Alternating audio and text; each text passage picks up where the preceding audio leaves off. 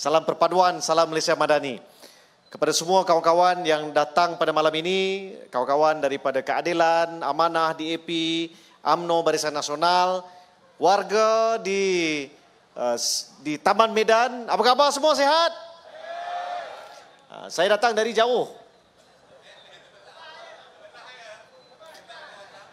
Saya tengok tadi ada kawan-kawan daripada UMNO lepas pantai. Ada. Kita datang dari jauh. Sebelah ni je. Tadi saudara Mak Ahir kata kalau dibuat nakal dia pergi ke KL. KL tu sekolah saya dalam tempat saya lah tu. SMK Petaling. Saya cek balik nanti. Mana dia buat apa jahat dia buat. Tuan-tuan dan puan, esok adalah permulaan kepada mungkin 14 hari yang paling dramatik dalam sejarah politik negara kita. Ada pihak yang mengatakan dalam tempoh 14 hari ini, di akhirnya nanti akan berlaku satu perubahan besar di peringkat persekutuan. Ada yang memberi bayangan pihak belah sana akan menang 5-1, dia kata. Saya datang malam ini sebagai Menteri Komunikasi yang membuat penerangan. Nak bagi satu penerangan yang perlu kita sampaikan kepada semua yang mengigau ini. Mereka mengigau, tuan-tuan puan-puan, sebab kita kena bagi peringatan, ini adalah pilihan raya negeri, bukan pilihan raya umum. Antara negeri dengan umum pun beza jauh lah. N dengan U. Negeri dengan umum. Dia cuba membayangkan apa yang berlaku di peringkat negeri akan ada kesan di peringkat persekutuan. Tak ada, tuan-tuan puan-puan. Takkan. Tapi saya kena bagi tahu perkara ini. Sebab di kalangan pemimpin di pihak Pertikaian Nasional, Perikatan Nasional. Saya sebut pertikaian sebab dia memang suka. Tu je lah kerja dia. Pertikai. Harga ayam akan naik. Tak adalah. Datuk Amir Maidin kata dah tunjuk turun. RM7.79 sekilo dekat Maidin. Tapi dia nak pertikai semua benda. Maka dia pun nak pertikaikan kerajaan perpaduan yang telah dibina, ditubuhkan, diwujudkan atas titah nasihat Duli Yang Maha Mulia Seri Paduka Baginda Yang di-Pertuan Agong. Saya sebut di sini, di Taman Medan pada malam ini, walau apa pun berlaku, tidak akan berlaku perubahan di peringkat persekutuan. Tidak akan berlaku. Kenapa mesti mereka jaja cerita seperti ini, tuan-tuan puan-puan? Dia mesti wujudkan harapan palsu di kalangan penyokong-penyokong mereka. Dia kena bagi bayangan seolah-olah Tan Sri Muhyiddin Yassin akan dapat laluan untuk jadi Perdana Menteri sekali lagi. Datang parlimen pun tidak. Masih ada cita-cita nak jadi Perdana Menteri. Kita kena ingat waktu Tan Sri Muhyiddin menjadi Perdana Menteri adalah waktu yang paling susah yang pernah kita lalui. Keadaan yang paling perit, paling lama, negara antara yang paling lama. Kita kena duduk dalam rumah. Paling ramai yang terkesan. Sampai ada yang angkat bendera putih. Itu pun dia tak nak mengaku. Dia kata janganlah angkat bendera putih, nak angkat bendera biru. Tadi saudara semua sebut tadi dia tak cukup color lunar. Tak boleh nak pilih warna dia sendiri kan. Sampai macam tu. Dan kita pun tengok macam mana Tan Sri Muhyiddin salam dengan orang pun. Itu dia, tuan-tuan puan-puan. Pemimpin yang terpaksa memberi harapan palsu kepada penyokong-penyokong sebab dia risau kalau dia tak jaja cerita seperti ini. Dari dalam dia akan ditumbangkan oleh pemimpin dalam parti dia sendiri. Dia risau, Tan Sri Muhyiddin risau. Sebab dia tahu kalau dia tak boleh jaja cerita ni dan benda tu tak berlaku, dan saya percayalah tuan-tuan puan-puan, ia takkan berlaku. Tapi saya cerita kenapa selepas ini. Tapi dia terpaksa jaja cerita ini sebab itulah satu-satunya jalan untuk dia kekal sebagai presiden parti dia. Saya kena bagi tahu kenapa dia tak akan berlaku. Pertama, kita sekarang ni ada PRN bukan PRU. Tidak akan ada perubahan di peringkat persekutuan dari segi kerusi.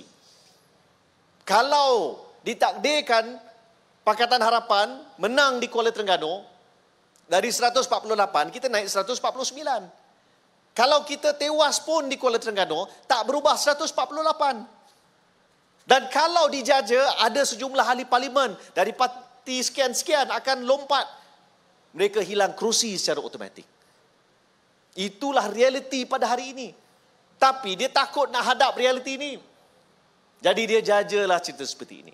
Dan kita juga ada orang yang maha tua. Perdana Menteri Datuk Seri Anwar Ibrahim telah memberi nasihat supaya kita tidak mencerca. Jadi saya sebut maha tua lah. Ya.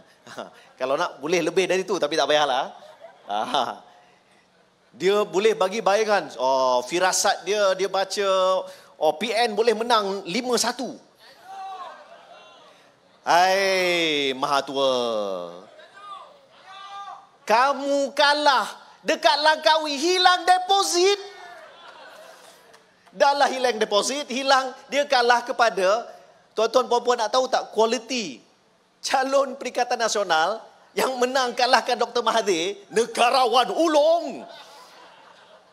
Di parlimen, apa ahli parlimen Langkawi ni cakap, saya tak nak ulang lah, tuan-tuan puan-puan boleh tengok, sangat-sangat memalukan. YB Wong Chen ada sini. Some of the things that he says is, astagfirullah.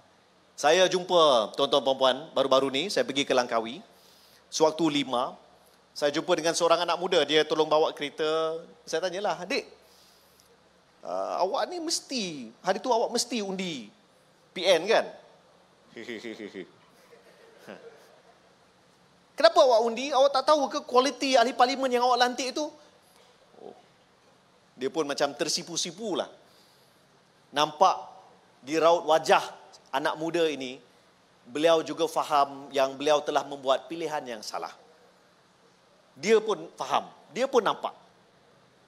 Jadi tuan-tuan dan puan-puan, kalau kita ikutkan nafsu pada waktu itu, yang sebenarnya sewaktu PRU ke-15, kebanyakan daripada sentimen yang diwujudkan adalah sentimen yang diwujudkan dalam TikTok, yang mana pada waktu itu mereka berbelanja besar. Mereka menggunakan influencer yang kalau kita nak katakan parti lebay, parti PAS, tapi antara influencer yang mereka gunakan pada PRU ke-15 tu, wow, ini ni halalan thayyiban ke ni? Kan? Sangat menjolok mata pada waktu itu. Saya pun tak tahu macam mana PAS sebagai sebuah parti berlandaskan agama Islam, memperjuangkan syariah, hudud. Tapi influencer yang mereka guna ni, influencer tak tahulah macam mana. Ya tak? Tapi akibat dibuai sentimen pada waktu itu, dengan satu kuasa sumber yang cukup besar, kita tak tahu datang dari mana. Tapi mereka pada waktu itu berjaya membawa arus anak muda yang terpukau pada waktu itu. Kita lihat bagaimana di Kuala Terengganu, keputusan kemenangan ahli parlimen di Kuala Terengganu telah diterbalikkan, dibatalkan sebab berlaku sogokan. Itulah antara elemen-elemen yang telah digunakan pada waktu itu untuk membuai sentimen, mendapatkan undi. Sogokan ni apa tuan-tuan puan-puan? Dia bukan sedekah, rasuah namanya. Cuba bayangkan, mahkamah mengatakan ahli parlimen PAS menang Kuala Terengganu dengan merasuah, dan PAS membuat keputusan untuk tidak lawan, mengaku parti Islam mengaku mereka merasuah tanpa segan silu. Astagfirullah. Ajaran apa ini? Sampaikan ada penceramah-penceramah PAS, mereka telah lupa daratan hingga menggelarkan musuh politik sebagai musuh Allah. Ada yang sanggup mengatakan kita yang lawan dengan mereka dalam pertandingan demokrasi yang telah dibolehkan oleh undang-undang, sebagai dajjal. Astagfirullah. Asuhan apa ini? Jadi tuan-tuan dan puan, 14 hari yang ke depan ni sangat penting. Dan saya nak mengajak tuan-tuan dan puan-puan semua, saya tak pasti siapa di sini, boleh saya tengok siapa di sini ada TikTok. Siapa di sini ada TikTok? Wong Chen. Memang Wong Chen ada TikTok. Tapi TikTok ni tak ramai. Tak ramai orang tengok. Ini tuan-tuan dan puan, saya nak minta satu perkara. TikTok bukan hanya sekadar untuk anak muda. TikTok bukan hanya untuk cyber trooper. TikTok untuk kita semua. Ada yang tuduh saya nak tutup TikTok. Tak. TikTok akan jadi senjata kita.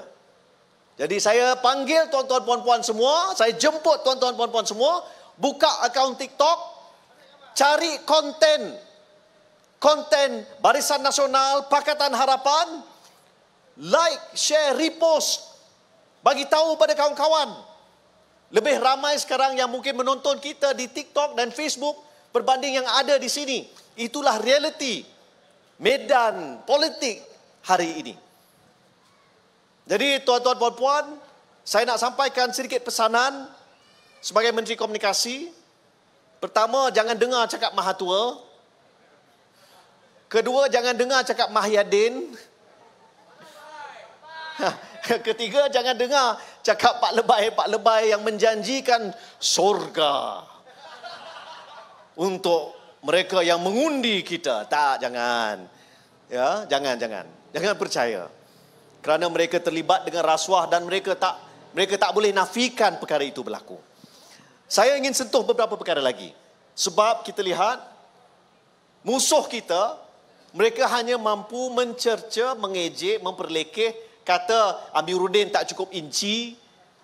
Ada yang kata Fahmi Fadil muka beruk, suka naik basikal. Saya nak cerita satu perkara, tuan-tuan dan puan. Ini perkara penting dalam minit-minit yang terakhir. Kerajaan, sama ada kerajaan negeri Selangor maupun kerajaan persekutuan, terutama kerajaan persekutuan, kerajaan perpaduan di peringkat persekutuan dalam tempoh yang sangat singkat telah berjaya merombakkan hala tuju ekonomi negara kita. Kenapa saya cakap begini? 3 bulan pertama, pertumbuhan ekonomi kita lebih rancak daripada China. 5.6% pertumbuhan ekonomi. Diikuti dengan kadar inflasi yang paling rendah. Pada bulan Jun, merendah ke 2.4%. 2.4%. Sampaikan tuan-tuan puan-puan, saya kena cerita. Bila dikira sektor komunikasi, sektor yang saya jaga, inflasinya bagi bulan, saya tak cek bulan Jun, tapi bulan Mei, inflasi bagi sektor komunikasi negatif 3.6%. Maksudnya tak ada naik, turun adalah. Dan kita lihat jumlah pelabur yang masuk bukan hanya di negeri Selangor. Elon Musk buka ibu pejabat Tesla di Cyberjaya di negeri Selangor. Dia tak buka dekat Kuala Terengganu. Dia tak buka dekat, bukan nak cerca lah, tapi menunjukkan bahawa kerajaan, pentadbiran yang ada sekarang, dengan politik yang stabil, dengan hala tuju ekonomi yang baik, dengan pertumbuhan yang sihat, percayalah tuan-tuan puan-puan, sekiranya kita mengembalikan kerajaan perpaduan di negeri Selangor, Selangor akan menjadi lebih megah, lebih maju dan lebih makmur untuk semua rakyatnya. Maka dalam 14 hari yang akan datang, jangan kita leka, jangan kita duduk diam. Pergi ke seluruh pelosok negeri, panggil semua kawan-kawan kita. 12 hari bulan Ogos, kita keluar dan kita undi Barisan Nasional dan Pakatan Harapan. Boleh atau tidak? Perpaduan. Bila saya sebut perpaduan, ready. Perpaduan. Perpaduan. Perpaduan. Kita. Terima kasih. Assalamualaikum.